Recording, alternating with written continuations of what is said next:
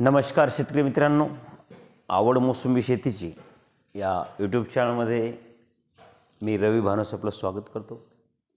तर शेतकरी मित्रांनो, आज आपण 113वा भाग बनवतो आहे आणि आजचा विषय खूप महत्त्वाचा, कृपया लक्षपूर्वक ऐका. व्हिडिओ थोडासा मोठा होऊ शकतो कदाचित. तर आज आपला विषय खते देताना होणाऱ्या चुका.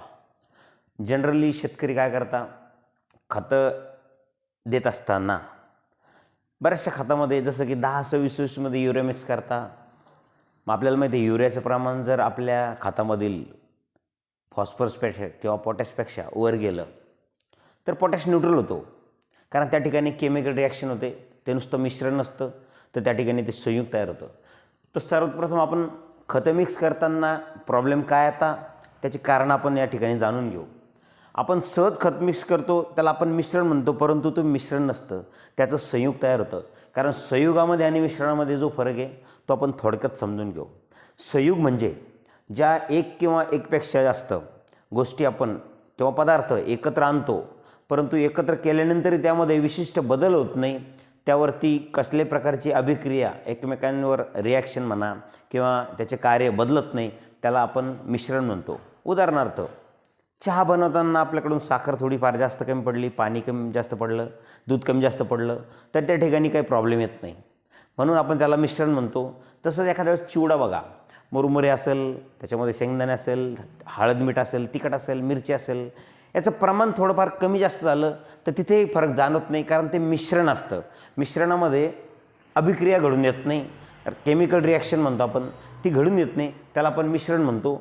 म्हणून मिश्रण करत असताना जो आपण बदल करत नाही किंवा त्याच्यात काही परिणाम जाणवत नाही, परंतु रासायनिक पदार्थ हाताळत असताना आपण त्याच्यामध्ये जर थोडंफार प्रमाण चुकलो किंवा चुकीच्या प्रकारे आपण त्याची मिश्रण केलं तर त्या ठिकाणी केमिकल रिॲक्शन तयार होते आणि त्या मिक्स केलेल्या पदार्थांचा एकमेकांवर विपरीत परिणाम होतो आणि त्याचे रिॲक्शन्स आपल्याला त्या ठिकाणी बघायला मिळतात. म्हणून त्याला संयुग म्हटलं जातं. मग संयुग म्हणजे काय, जसं की पाणी, हायड्रोजन आणि ऑक्सिजनचं कॉम्बिनेशन, त्याला H2O म्हणतो. मग आपण H2O, ऑक्सिजन हायड्रोजन एकमेकाच्या कॉन्टॅक्ट आल्यामुळे पाणी तयार होतं, परंतु त्याच्यामध्ये जर आपण बदल केला, प्रमाणात बदल केला, तर त्या ठिकाणी पाणी तयार होणार नाही. म्हणजे ते संयोग आहे, ते मिश्रण नाही. म्हणून आपण NPK खते देताना आपण काय करतो, NPK म्हणजे कुठलं, प्रथम अन्नद्रव्य, नायट्रोजन, फॉस्फरस आणि पोटॅश. त्याच्यामध्ये आपण काय, सेकंडरी म्हणजे काय, दुय्यम अन्नद्रव्य म्हणजे कॅल्शियम, मॅग्नेशियम, सल्फर. आणि सूक्ष्म अन्नद्रव्य म्हणजे कुठले, ferrous, manganese, copper, molybdenum, boron, zinc. हे जे आपण खते देत असताना बेसल डोसमध्ये आपण हे वापरतो. आता बहुतांश कंपनीने सेकंडरी आणि सूक्ष्म अन्नद्रव्य मिळून एक किट बनवलेली असते, कॉम्बो किट म्हणतो आपण तिला. आता बरेचसे शेतकरी ती वापरतात आणि त्याच्यासोबत आपल्याला जे प्रथम अन्नद्रव्य म्हणजे NPK हेही द्यावं लागतं. मग शेतकरी काय करता, NPK सोबत ती किट मिक्स करता. मग त्याच्यामुळं काय होतं, याच्यामधील असलेला फॉस्फरस आणि याच्यामधले असलेले जे घटक, सेकंडरी आणि सूक्ष्म अन्नद्रव्यातील जे घटक असतात, ते NPKच्या फॉस्फरससोबत रिॲक्शन करतात. केमिकल रिॲक्शन म्हणतो आपण त्याला, म्हणजे रासायनिक अभिक्रिया होते त्यांची. आणि मग त्या ठिकाणी आपला हा जो फॉस्फरस आहे, हा फॉस्फरस आपला फिक्स होतो म्हणजे काय, तो तसाच पडून राहतो. रिॲक्शन झाल्यामुळे काय होतं, त्याच्यावरती असं आवरण तयार होतं की तो डिझॉल्व होत नाही, तो विरघळत नाही, बॅक्टेरिया त्याच्यावर प्रक्रिया करत नाही. मग आपल्या झाडाला त्या ठिकाणी फॉस्फरस हा मिळत नाही. मग आता फॉस्फरस जर मिळत नसेल तर आपल्याला माहीत असेल, सेल्स डिव्हिजनचं काम फॉस्फरस करतो, मुळीचा विकास करायचं काम फॉस्फरस करतो. फॉस्फरस लेवल वाढलीच नाही तर कळी जास्त लागत नाही. ठीक आहे, एखाद्या वेळेस लागलेली कळी जी आहे ती पण ड्रॉप होते. म्हणजे विविध वेळेनुसार, वेगवेगळ्या ठिकाणी, वेगवेगळ्या वेळेनुसार प्रत्येक अन्नद्रव्याचं काम या ठिकाणी आपण मागच्या व्हिडिओमध्ये पण बघितलं होतं. तसं फॉस्फरसचं काम जर त्या ठिकाणी झाडाला उपलब्ध झाला नाही तर आपल्याला कॅनोपीमध्ये जी वाढ होते ती होत नाही, ग्रीनरी कमी होते, पानाची थिकनेस कमी होते, कळी ड्रॉप होते, कळी जास्त लागत नाही, मुळीचा विकास होत नसल्यामुळं झाडही व्यवस्थित वाढत नाही. असे बरेचसे प्रॉब्लेम त्या ठिकाणी निर्माण होतात. म्हणून आपण काळजी कुठली घ्यायची, आपण आतापर्यंत बघितलेले, आपण शेतकऱ्याला NPK एका बाजूला द्यायला सांगितले आणि जी किट वगैरे असेल ती एका बाजूला द्यायला सांगितली, परंतु या किटा जनरली सल्फेट फॉर्ममध्ये असल्यामुळं NPK सोबत रिॲक्ट करता. मग आता मार्केटमध्ये नवीन किट पण आलेले आहेत ज्या की ऑक्साईड फॉर्ममध्ये. ऑक्साईड फॉर्ममध्ये पुन्हा तुमचे जे मायक्रोन्यूट्रंटचं प्रमाण चांगलं वापरलेलं आहे.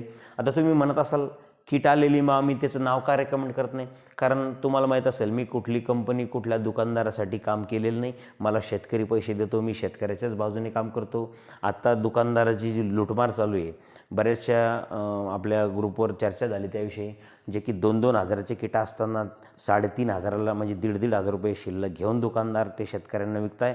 त्यामुळं आपण दुकानदार आणि कंपनी यांच्याकडून कधीही बोलणार नाही. आपण शेतकऱ्याच्या बाजूनेच आपला प्रश्न आणि मांडतो आणि शेतकऱ्याची बाजू आपण घेतो, कारण आपल्याला शेतकरी पैसे देतो.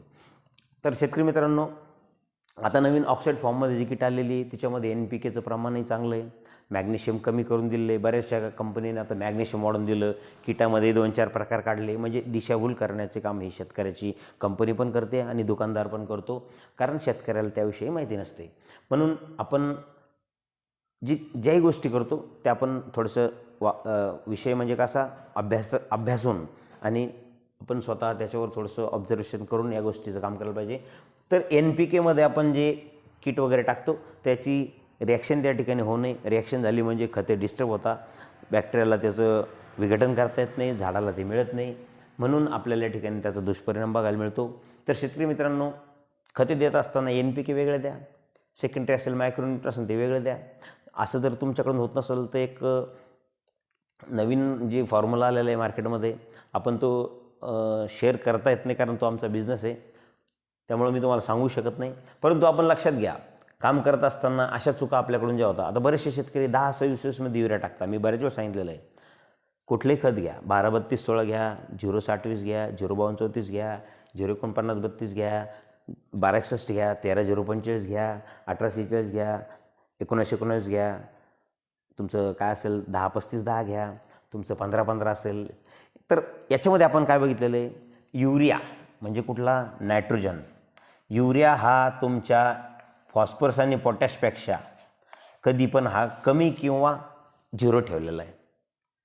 NPKमध्ये 10-26मध्ये 10%, 19-19मध्ये 19 सारखे, 0-52-34मध्ये नायट्रोजन 0, 12-32-16मध्ये नायट्रोजन 12.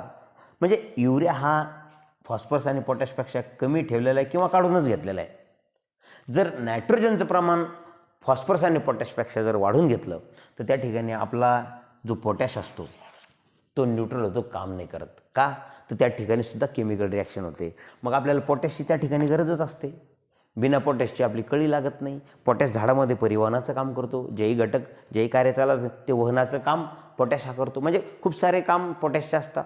त्यामुळं आपण युरियाची मात्रा जर NPKमध्ये वाढवून घेतली तर आपल्याला त्या ठिकाणी पोटॅश हा मिळत नाही. म्हणजे अशा ज्या चुका शेतकऱ्याच्या होता, यामुळं आपल्या झाडांवरती दुष्परिणाम, आपल्याला पाहिजे तसा रिझल्ट मिळत नाही. म्हणून शेतकरी मित्रांनो, खते देत असताना काळजीपूर्वक खते द्यायला पाहिजे. आता यावर्षी वातावरणामध्ये खूप म्हणजे दुष्परिणाम बघायला मिळतं. वातावरण खराब आहे.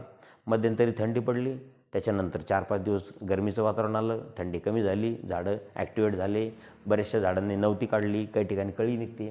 तर मग अशा वेळेस आपण जे स्टोरेजच्या फवारण्या घेतो तर स्टोरेजच्या फवारण्या व्यवस्थित घेतल्या पाहिजे. त्याच्यानंतर स्टोरेजची फवारणी भरून खतं व्यवस्थित देऊन पाणी दिलं पाहिजे बागेला.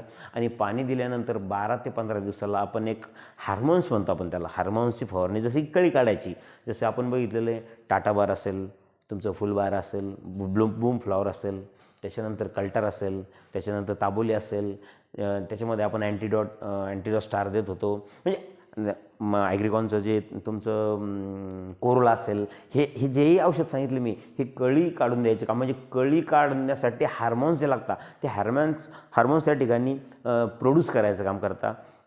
तर आपल्याकडे त्याच्यावर एक जबरदस्त औषध आपण यावर्षी आपण लॉन्च केलेलं आहे. आपण लॉन्च केलं म्हणजे आपण ऑब्झर्व करून मार्केटमध्ये आपण ते उतरवलेलं आहे. मागच्या वर्षी आपण विदर्भातल्या 2 लोकांना, मराठवाड्यातल्या 2 लोकांना आणि विदर्भातल्या 2 लोकांना ते औषध दिलं होतं जानेवारी एंडिंगला. तर अशा परिस्थितीमध्ये जे की बागा फेल गेल्या होत्या म्हणून आपल्याकडे ते लोक जॉईंट झाले होते, पण शेवटचा प्रयत्न म्हणून आपण त्यांना ते औषध रिकमेंड केलं होतं. तर त्या औषधाने 6 शेतकऱ्याची जबरदस्त कळी त्या ठिकाणी गेलेली. त्यांचा मी व्हिडिओमध्ये नंबरसुद्धा देऊ शकतो तुम्हाला. तुम्ही म्हटलं असं उद्या देईल, पण म्हणजे आपल्याला म्हणायचं काय, कळीसुद्धा त्या ठिकाणी चांगली निघालेली. म्हणजे आपलं वर्ष वाया जाणार नाही यासाठी आपण एक फवारणी ती घ्यायची, जेणेकरून आपलं वर्ष वाया जाणार नाही. कारण वातावरणामध्ये जर खराबी झाली, प्रॉब्लेम आला, तर आपण प्रयत्न करणं सोडत नाही. आपण एफर्टफुल म्हणजे प्रयत्नशील असतो, कारण आपलं वर्ष वाया जाणार नाही. आणि जनरली आपण वर्षामध्ये 4-5 फवारण्या तर मोसंबीवर करतोच, त्यामुळं आपली फवारण्या तर काही शिल्लक होणारच नाही. परंतु आपली ती परिस्थिती जर आपण मिस केली किंवा आपण त्यावेळेस जर ते काम केलं नाही, तर नंतर तुम्हाला डायरेक्ट पुढचा मुरगभर किंवा आंबेभरच घ्यावा लागणार. म्हणून आपण ज्या चुका करतो त्या चुका दुरुस्त केल्या पाहिजे. आणि असं की नाही आपण 100 रुपये, 110 रुपये, 120 रुपये एका झाडाचा वर्षभराचा खर्च देतो, आपण जास्त खर्चही देत नाही. तर शेतकरी मित्रांनो, आवड मोसंबी शेतीची या यूट्यूब चॅनलमध्ये तुम्ही अजून जर चॅनलमध्ये सदस्यता घेतली नसेल किंवा चॅनल सबस्क्राईब केलं नसेल, तर चॅनलला सबस्क्राईब करा. आपल्याला व्हिडिओ आवडला असेल तर व्हिडिओला शेअर करा.